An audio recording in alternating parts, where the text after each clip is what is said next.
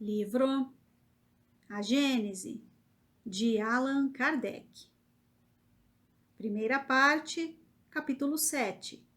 O esboço geológico da Terra. O período secundário. 28. Com o período de transição, desapareceram as vegetações de grande porte e os animais que caracterizavam essa época, seja porque as condições atmosféricas já não fossem mais as mesmas, seja porque uma série de cataclismos aniquilou tudo o que tinha vida sobre a Terra. É bem provável que as duas causas tenham contribuído para essa mudança. De um lado, o estudo dos terrenos que marcam o fim do período de transição comprova a ocorrência de grandes terremotos causados pelos movimentos sísmicos e pelas erupções que derramavam sobre o solo uma grande quantidade de lavas, e por outro lado, porque grandes mudanças se operaram nos três reinos da natureza. 29. O período secundário se caracteriza sobre o aspecto mineral por numerosas e fortes camadas que atestam uma formação lenta em meio às águas e que marcam diferentes épocas bem caracterizadas. A vegetação cresce com menos rapidez e possui um tamanho menor que no período de transição. Isso, certamente em consequência da diminuição do calor e da umidade, e também pelas modificações que ocorreram nos elementos que constituíam a atmosfera. As plantas herbáceas e polpudas, de consistência mole e uniforme, juntam-se às de caule lenhoso e às primeiras árvores propriamente ditas. 30. Os animais ainda são aquáticos, ou, quando muito, anfíbios. A vida animal sobre a terra, seca, progride pouco. Uma quantidade enorme de animais de concha se desenvolve nos mares devido à formação das matérias calcárias. Surgem novos peixes, com organização mais aperfeiçoada do que no período de transição. Aparecem os primeiros cetáceos, baleia, golfinhos, botos. Os animais mais característicos dessa época são os répteis monstruosos, os dinossauros, entre os quais se destacam Iquitiosauro, espécie de peixe-lagarto que atingia até 10 metros de comprimento e cujas mandíbulas muito alongadas possuíam 180 dentes. Sua forma geral lembra um pouco a do crocodilo, mas com o corpo sem escamas. Seus olhos tinham o tamanho da cabeça de um homem. Possuía nadadeiras como as baleias, e assim como elas, expelia água por orifícios próprios para isso. Plesiosauro, outro réptil marinho, tão grande quanto o Iquitiosauro. Possuía um pescoço muito longo que se dobrava como o do cisne e lhe dava a aparência de uma enorme serpente ligada a um corpo de tartaruga. Tinha a cabeça do lagarto e os dentes do crocodilo. Sua pele devia ser lisa como a do Iquitiosauro, porque não se encontrou nenhum vestígio de escamas ou de casco, proteção como possuem as tartarugas. Nota de Allan Kardec. O primeiro fóssil desse animal foi encontrado na Inglaterra em 1823.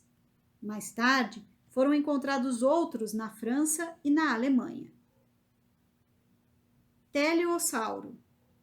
É o que mais se aproxima dos crocodilos atuais, que se fossem colocados perto do teleossauro, pareceriam ser suas miniaturas. Como os crocodilos, ele possuía o corpo com escamas e vivia, ao mesmo tempo, tanto na água como na terra.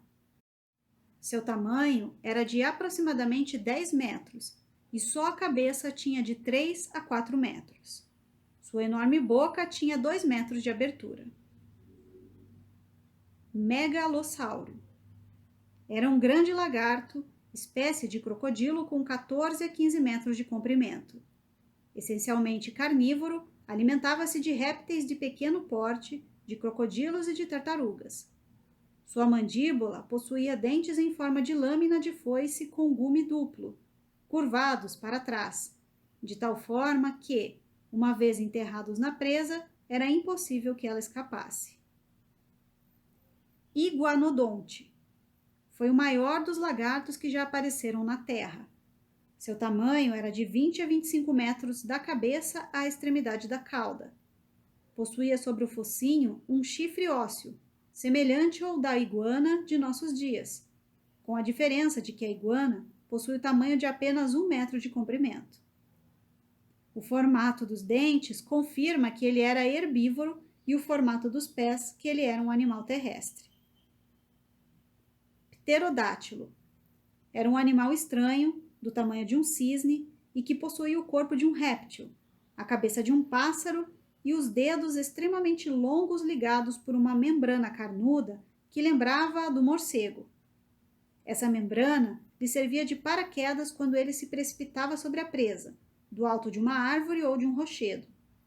Não possuía bico córneo, como os pássaros, mas os ossos das mandíbulas tinham o comprimento da metade do seu corpo e eram cheios de dentes. Essas mandíbulas terminavam em ponta como um bico. 31.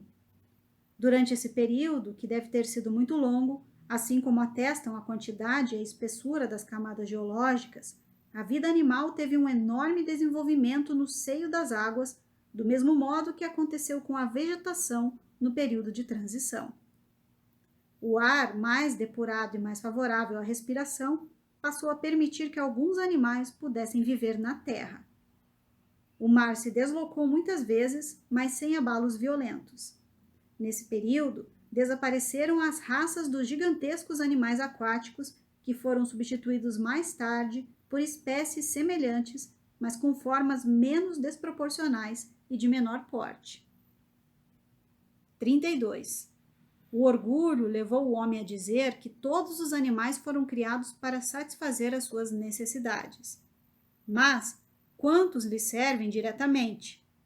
Quantos ele pode amansar, comparado com o número incalculável daqueles com que ele nunca teve nem nunca terá relações? Como sustentar semelhante tese na presença de inúmeras espécies que povoaram a Terra por milhares e milhares de séculos e que desapareceram antes mesmo que o homem tivesse surgido? Será que podemos afirmar que elas foram criadas em seu proveito? Entretanto, todas essas espécies tinham a sua razão de ser e a sua utilidade. Certamente, Deus não as criou por um simples capricho da sua vontade, para posteriormente ter o prazer de extingui-las, uma vez que todas tinham vida, instintos, sensação de dor e de bem-estar. Mas, então, com que finalidade ele as criou? Com uma finalidade que deve ter sido soberanamente sábia, embora ainda não a compreendamos. Por certo, um dia será permitido ao homem conhecer o motivo dessa criação, e isso com certeza perturbará o seu orgulho. Mas, enquanto isso não acontece, o homem tem as suas ideias ampliadas diante dos novos horizontes que lhe são permitidos ver, na presença do imponente espetáculo dessa criação, tão majestosa no seu lento caminhar, tão admirável em sua previdência, tão pontual, tão precisa e invariável nos seus resultados.